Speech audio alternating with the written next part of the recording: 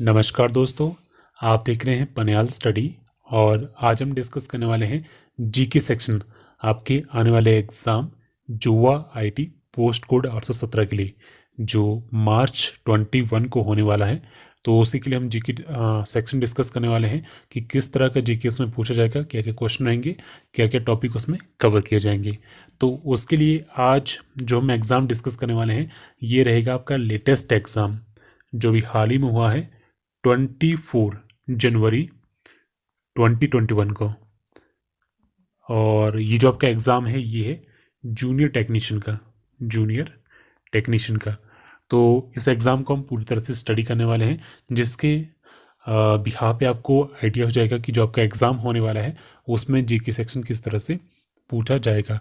और साथ ही साथ अगर आप एग्ज़ाम की और अच्छे से प्रिपरेशन करना चाहते हैं, क्योंकि इस बार आपके पास जो टोटल वैकेंसी है वो है 1869, और ये काफ़ी अच्छा मौका है इस बार जॉब पाने का। तो आप हमारी जो मॉक टेस्ट सीरीज़ है उन्हें भी बाय कर सकते हो।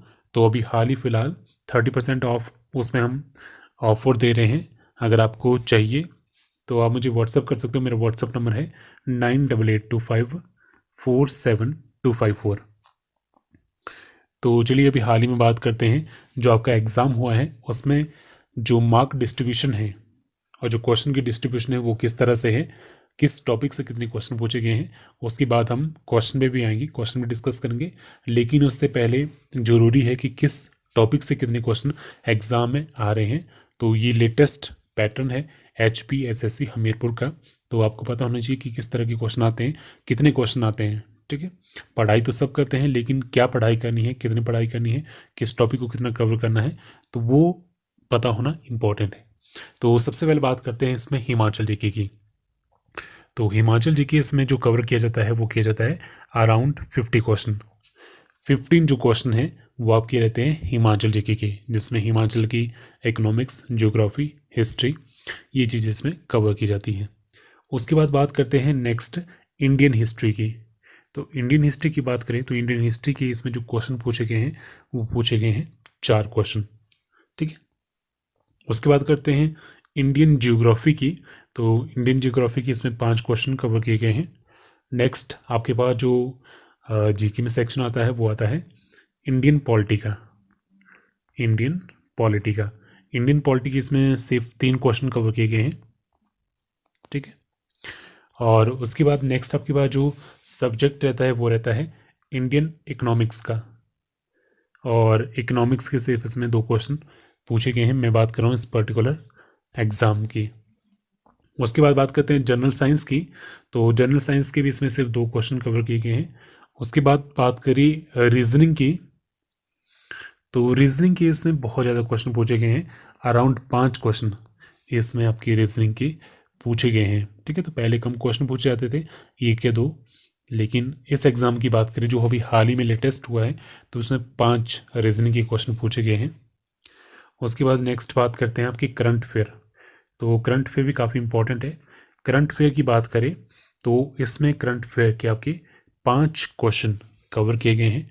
और करंट अफेयर इसमें जो आए हैं वो आए हैं अप्रैल 2020 के। जितने भी करंट अफेयर के क्वेश्चन हैं वो सारे के सारे अप्रैल 2020 के पूछे गए हैं। ये जो एग्ज़ाम था ये पुरानी एडवर्टाइजमेंट था, मे बी इसका कि जो करंट अफेयर है वो अप्रैल 2020 के इसमें पूछे गए हैं। और उसके बाद लास्ट जो आपके पास टॉपिक बचते हैं वो रहता है इंग्लिश, जिसकी 4 क्वेश्चन इसमें पूछे गए हैं। और दूसरा आपके पास जो टॉपिक रहता है वो रहता है हिंदी का, और हिंदी के भी इसमें 4 क्वेश्चन पूछे गए हैं। ठीक है, तो ये तो मार्क डिस्ट्रीब्यूशन था सब्जेक्ट वाइज, सेक्शन वाइज, किस तरह से एग्जाम में इसमें पूछे जाते हैं, जो कि आपको पता होना इम्पोर्टेंट है। तो चलिए अब आते हैं क्वेश्चन पे, कौन कौन से इसमें क्वेश्चन पूछे गए हैं। तो स्टार्ट करते हैं फर्स्ट क्वेश्चन के साथ। तो फर्स्ट हमारे पास है हिमाचल की। तो क्वेश्चन क्या है 168, हिमस्वान इज एन एंक्रोनिम फॉर। एंक्रोनिम का मतलब क्या है, फुल फॉर्म पूछी गई है हिमस्वान की। तो हिमस्वान की आपके पास जो फुल फॉर्म है वो है Himachal state wide area network. Option C इसका करेक्ट आंसर है, 168 का ऑप्शन सी। नेक्स्ट क्वेश्चन क्या है 169, the rate of monthly honorarium to chairman of panchayat samiti in HP is, Himachal Pradesh में पंचायत समिति के अध्यक्ष की जो मासिक मानदेय है वो कितना है। ठीक है, तो यहाँ पे जो बात करें, यहाँ पे जो आपके पास मानदेय दिया गया है ये है पुराना। पहले आपकी जो अमाउंट दिया जाता था मंथली वो रहता था 6500। ठीक है, अब इसको थोड़ा सा चेंज कर दिया गया है। तो अगर आपने ये एग्ज़ाम दिया है तो आप इस क्वेश्चन के लिए उन्हें ऑब्जेक्शन भी कर सकते हो, क्योंकि जो भी हाल ही में अभी दिया जाता है वो दिया जाता है 7000। ठीक है, 6500 से बढ़ा के 7000 से कर दिया गया है। तो हमारा जो टेलीग्राम चैनल है जिसका नाम भी है पनियाल स्टडी, तो वहाँ में मैंने अभी हाल ही में एक पोस्ट भी डाली थी जिसमें मैंने बताया था कि कितना कितना मानदेय दिया जाता है, जिसमें आपकी जिला परिषद भी आते हैं, उनके चेयरमैन भी रहते हैं, जो बीडीसी होते हैं उनको कितनी मिलती है, उनके चेयरमैन भी, और उसके बाद प्रधान, उप प्रधान, मेंबर, क्योंकि अभी हाल ही में हिमाचल में इलेक्शन हुए हैं पंचायत के, तो ये आपके लिए इम्पोर्टेंट है। तो चलिए इसको थोड़ा सा मैं आपको बता देता हूँ। तो ये हमने ऑफिशियल वेबसाइट से निकाला है, ठीक है, जिसमें एचपी कैबिनेट डिसीजन बताया गया है। तो इसमें सबसे पहले लिखा है कि जो जिला परिषद के चेयरपर्सन है तो उनकी जो पर मंथ सैलरी है वो है अब 12,000, जो पहले थी 11,000, तो लेटेस्ट कितनी है 12,000। उसके बाद वाइस चेयरपर्सन की भी यहाँ पे बताई गई है, तो ये इतना इम्पोर्टेंट नहीं है। उसके बाद बात करते हैं जिला परिषद की। वाइस पर्सन की आपकी है फिलहाल 8,000। उसके बाद जिला परिषद के जो मेंबर होते हैं उनकी है 5,000। ठीक है, पहले थी 4500। उसके बाद बात करते हैं बीडीसी की, जो उनका चेयरमैन होता है, जिसे हम कहते हैं पंचायत समिति अध्यक्ष भी कहते हैं, तो ये अब है 7,000, जो पहले थी आपकी 6500।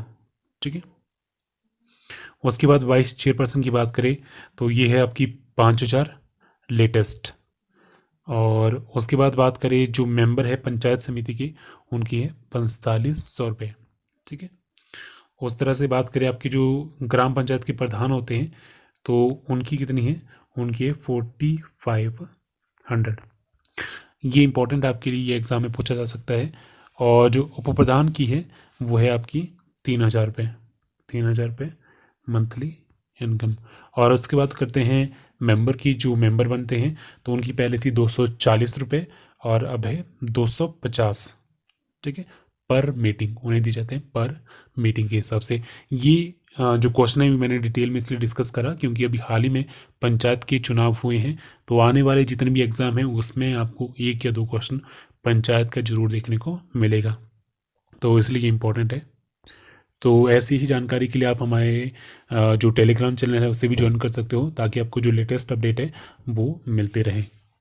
नेक्स्ट क्वेश्चन क्या है, the national rural employment guarantee scheme was introduced initially in which district of HP in 2006। 2006 में जो राष्ट्रीय ग्रामीण रोजगार गारंटी योजना मनरेगा है वो कौन से जिले में शुरू की गई थी हिमाचल में। तो क्वेश्चन का आंसर है आपके पास option D, both A and B, Chamba और सिरमौर में। चंबा और सिरमौर में सबसे पहले इसकी शुरुआत की गई थी, कब, 2006 में। तो उसके बाद बात करते हैं नेक्स्ट क्वेश्चन की। तो नेक्स्ट आपके पास क्वेश्चन क्या है, to provide integrated support and assistant to women affected by violence both in private and public spaces, one stop center has been set up in which district of HP। वे महिलाएं जो निजी और सार्वजनिक स्थानों में हिंसा से प्रभावित हुई है उन्हें समकालिक प्रोत्साहन तथा सहायता प्रदान करने हेतु हिमाचल प्रदेश ने किस जिले में वन स्टॉप सेंटर स्थापित किया है। तो इसका जो करेक्ट आंसर वो है ऑप्शन डी, ये किया गया है आपके सोलन में, ऑप्शन डी करेक्ट आंसर इसका। नेक्स्ट क्या है, Himachal Pradesh government dental college and hospital, तो हिमाचल प्रदेश की जो सरकारी दंत महाविद्यालय और अस्पताल ये कहाँ पर स्थित है, ये है आपका शिमला में, ऑप्शन ए करेक्ट आंसर इसका।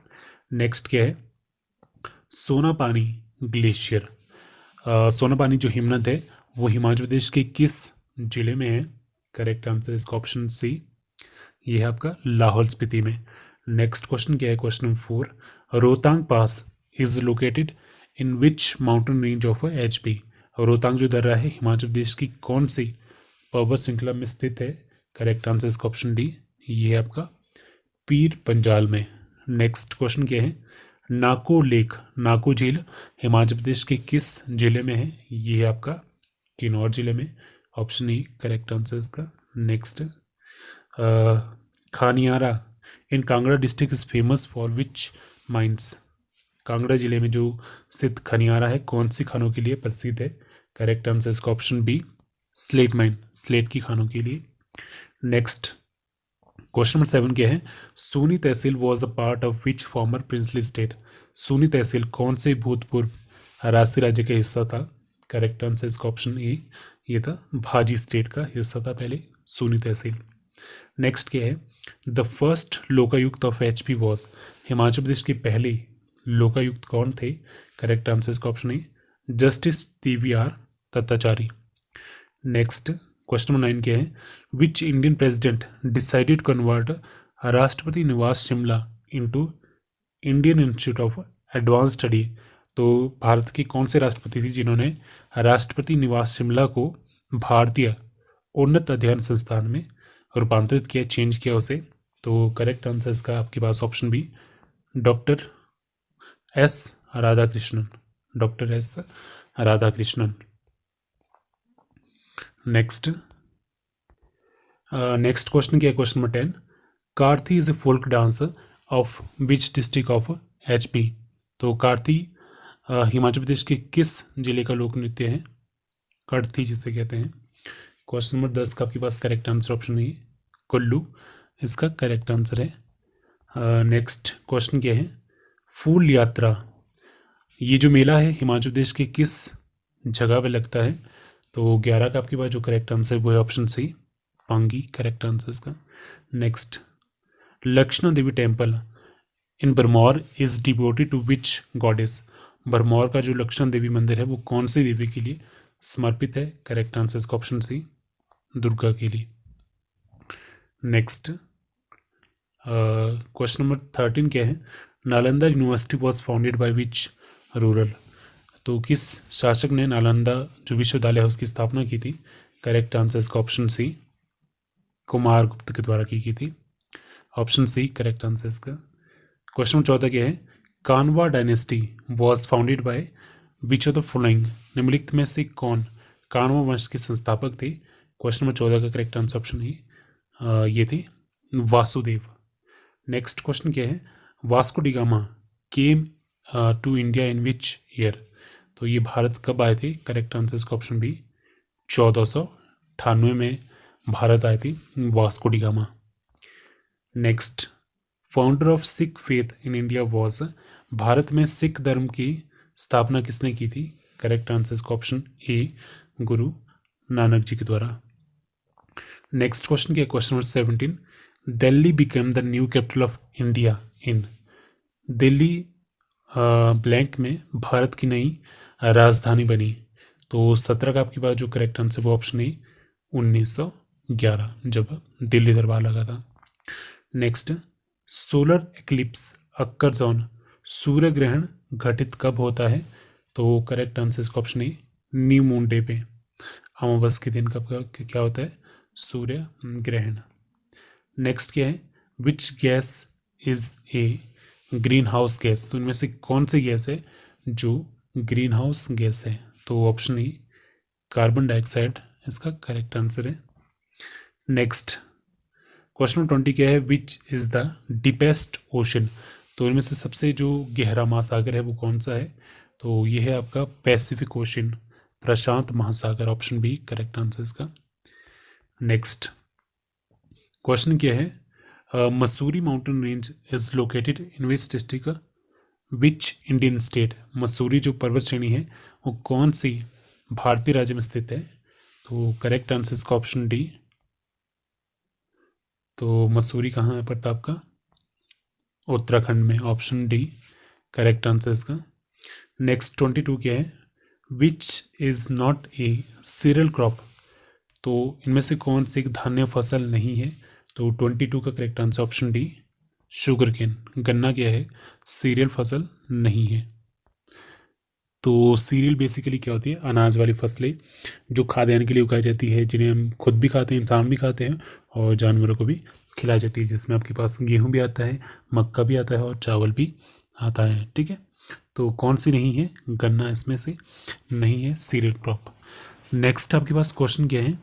Who was the chairman of drafting committee of Indian constitution, तो हमारा जो भारतीय संविधान का जो प्रारूप समिति थी उसके अध्यक्ष कौन थे? प्रारूप समिति के अध्यक्ष कौन थे? 23 का आपके पास जो करेक्ट आंसर वो है option C, doctor Bhimrao Ambedkar. तो नेक्स्ट क्वेश्चन क्या है? 24 total Indian state in India is, Bharat में कुल कितने राज्य हैं? तो इसका जो आपके पास करेक्ट आंसर वो है ऑप्शन सी, 28। भारत में कुल कितने राज्य हैं? 28। तो पहले आपके पास राज्य कितने थे? 29, जिसमें जो हमारा जो राज्य है जम्मू कश्मीर उसे डिवाइड किया गया यूनियन टेरिटरी में। एक आपके पास जम्मू कश्मीर हो गया, दूसरा लद्दाख हो गया। ठीक है, तो फिलहाल कितने आपके पास है? 28। नेक्स्ट क्वेश्चन आपके पास क्या है?